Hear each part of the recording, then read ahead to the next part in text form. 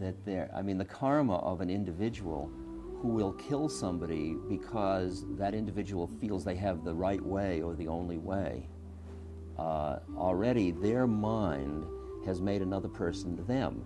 So what they're saying is they're going to kill all the thems. Well, there are two ways to kill the thems. One is you go, you know, with a machine gun. And the other is you extricate yourself from a world of us and them in your own mind. And then you've killed all the thems, and there's only us left. The guy's in Guatemala, and one of the women, these women, widows, whose husbands have been murdered before their eyes, one of these women said to me through a translator, "Thank you so much for leaving your home and family to come to help us."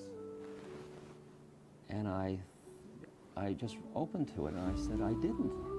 You're my home and family. I mean, who's leaving what?" And I felt that, the truth of that at the moment. Because she was defining it in terms of that she was them.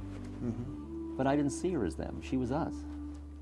And that's part of the excitement of being willing to risk in service, seeing the beloved in all the forms and seeing yourself in all the forms, instead of averting your eyes from pain and suffering, to turn around and embrace it into yourself without being afraid you're going to be drowned by it. Because you know you can say no without closing your heart. These are all a part of a piece, the beautiful service as a yoga is.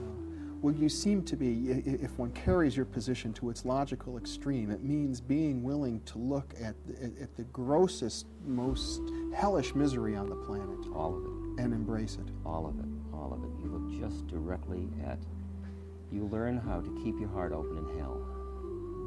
You see the horrible beauty of the universe. I remember once I was teaching down at Big Sur at Esalen, and they gave me a house to house sit, and it came with a cat, and the cat and I became buddies, and every day the cat would come in when I was meditating in the morning and bring in its morning breakfast, which was a lizard or something, which was usually still alive, and it would sit down between my legs to eat, to be with me. And I would be sitting there being with God, and I'd hear squeak, squeak, crunch, crunch, and I didn't know who to hate. I mean, I loved the cat, but suddenly the cat was a killer. And I loved the lizard because I identified with the, you know, and I went through all the changes, and then I saw it is the phenomena of nature. You've got to be able to look at it all and say, yes, I acknowledge it, without being so busy reacting to it that you don't, because you don't even understand why it is that way. I mean, my ability to see around the edge of the, as Rilke said, the billboard at the edge of town, being able to see just around the edge of the veil, and I can just see a teeny little bit, just like we all can, leads me to understand the game is much farther out than I thought it was. That suffering has, I mean, I can understand the term suffering as grace. I can't live it.